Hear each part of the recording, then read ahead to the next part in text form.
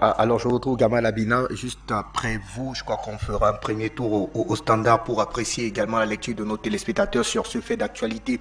Alors, Gamal, la question est tout à l'heure, vous l'avez d'ailleurs dit, de tels rapports ont souvent pour objectif de pouvoir justifier une quelconque action, fut-elle celle voilà, du déploiement, on va dire, d'une commission d'enquête des droits de l'homme et tout ce qui va avec. Mais dans le cas d'espèce, est-ce que l'on peut déployer une quelconque action du côté du Mali sans que au départ au préalable, et là je vous reviens davantage avec cette préoccupation, l'armée en soi n'en soit pas dit l'armée, l'État n'en soit pas notifié de ce rapport qui a été en guillemets produit. On a écouté eh bien le copadiste tout à l'heure, Bassaro, qui nous fait savoir que eh bien tout le monde a vu se communiquer sur la toile. Cela veut dire qu'officiellement l'État malien n'a pas été saisi pour essayer d'apporter une certaine rectification des faits, une certaine précision sur les travaux qui ont été en guillemets produits sur la responsabilité des militaires sur le théâtre des opérations. Est-ce qu'en l'État l'on peut justifier quelconque action sans que l'État n'en soit officiellement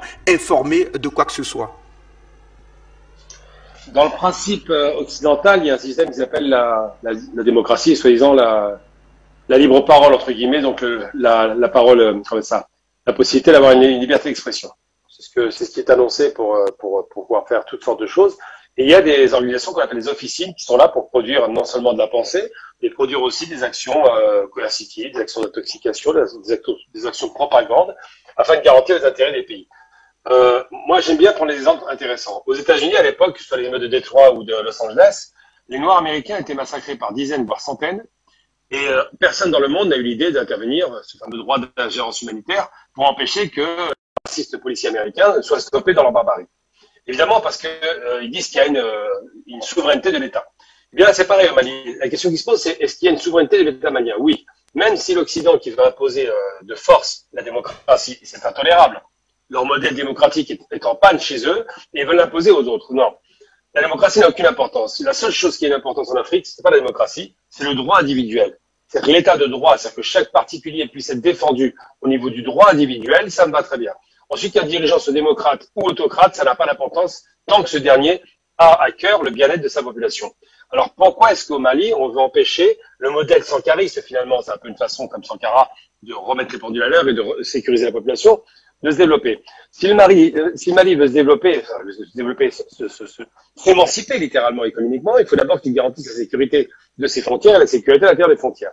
Or, aujourd'hui, il a fait appel à un partenariat, celui de la Russie, pour être équipé de façon sérieuse avec des équipements offensifs qui ont des résultats sur le terrain. On voit bien depuis 6 mois qu'il n'y a plus d'actes de terrorisme bien très importants, ça c'est largement réduit. Et surtout, ils ont choisi leur propre destin, à savoir qu'ils ont des partenaires en face d'eux. Ils regardent le plus sérieux qui est le plus intéressant pour eux et le conservent. Eh bien ça, lorsque les Maliens sont activés et que l'État malien est mis à l'index comme s'il massacrait sa population, je vous dis c'est très douteux. Moi je suis pas sur place, je vais pas affirmer, mais je trouve très douteux que tuer gratuitement une population civile, sa population, qui pourrait créer une guerre civile en l'occurrence, et surtout la tuer gratuitement alors que le but de l'État malien, en faisant appel au concours de l'armée russe, c'est d'en finir avec ceux qui tuent la population, ça tient pas la route. Mais bon, imaginons que ça tienne la route.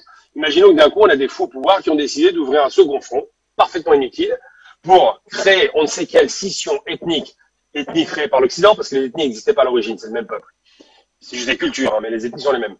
Pour faire en sorte de diviser le Mali. Ben, c'est une façon que les Anglais ont inventée, qui s'appelle le diviser pour mieux régner. Quand vous divisez deux populations, on l'a vu par rapport au Rwanda, ou tout et Tutsi, on l'a vu au Soudan, Nord-Sud-Soudan, animistes contre chrétiens, chrétiens contre musulmans, Est contre Ouest. Il y a toujours des méthodes comme celle-là pour créer une division artificielle et une fois que vous avez déstabilisé le pays, venir comme des rapaces prendre les richesses. Eh bien ça, c'est une méthode, c'est un piège grossier dans lequel ne doivent pas tomber les autorités maliennes. Donc cette organisation doit montrer son visage, elle ne fait pas les trucs en douce. Et surtout, les autorités doivent rester sur le cadre du droit international. Qu'est-ce que je veux dire par là? Évidemment, le droit international, on a fait ce qu'on en voulait, mais au moins, il s'inscrit dans l'idée de se dire, bon, s'il y a un problème, une enquête diligentée par les Africains entre eux. Et là, à ce moment-là, ça va couper l'herbe sous le pied de ces accusateurs qui doivent être remis après en accusation si, évidemment, ils ont produit du mensonge. Mais encore une fois, il faut se méfier de ces opérations un petit peu d'intoxication qui sont très bien planifiées de la part d'officines qui défendent des intérêts dont on ne sait toujours pas à qui ils appartiennent. Parce qu'une fois qu'on sait qui paye et qui envoie ces gens, s'ils sont sur place d'ailleurs, je serais curieux de savoir s'ils ont été sur place, une fois qu'on sait cela, eh bien on sait quel est l'objectif in fine de cette opération d'intoxication. Je suis convaincu, moi je trouve, il y a toujours une question de savoir à qui profite le crime.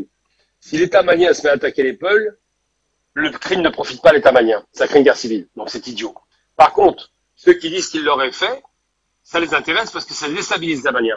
Donc l'État malien a montré un modèle d'émancipation par l'armée qui, comme par accident, comme par hasard, c'était attendu, s'est transposé immédiatement dans les autres pays de la région. On a vu ce qui s'est passé au Niger, au Burkina Faso, on voit ce qui se passe en Guinée. Il y a des pays qui commencent à prendre ce modèle-là comme exemple parce qu'ils se rendent compte que la stabilité est garantie. Ça ne veut pas dire qu'il faut les militaires au pouvoir, ça veut dire qu'au moins il faut la sécurité sur le territoire. Et que malheureusement, pour avoir la sécurité, il faut passer par les militaires. Et je vais prendre un exemple très concret. Lorsque l'Europe sombre dans la guerre entre 40 et 45, tous les chefs d'État en Europe, sans exception, tous, sans exception, États-Unis inclus quasiment, sont des militaires. Tous. Il n'y a plus de civils au pouvoir. Churchill, De Gaulle, que ce soit Eisenhower, que ce soit évidemment, pour les plus actifs, que ce soit évidemment Staline, que ce soit évidemment Hitler, que ce soit évidemment Mussolini, que ce soit Franco, tous sont des militaires. Ça veut dire que quand il y a une crise, malheureusement, c'est l'armée qui prend le relais. Et une fois que la crise passe, l'armée transmet le pouvoir aux civils parce que le territoire est sécurisé. Eh bien, c'est ce que ne surtout pas entendre l'Occident vis-à-vis du Mali parce que ça pourrait faire tache d'huile et continuer à irriguer la région de ce modèle-là. Alors, évidemment, pourquoi ils le font dans le dos? Parce qu'évidemment, tous les mauvais coups se font dans le dos. Les opérations d'intoxication, la propagande et le droit d'intervention humanitaire qui a été tellement mis en avant risquerait d'être le nouvel argument pour commencer à faire des histoires au Mali. Afrique Média, le monde, c'est nous.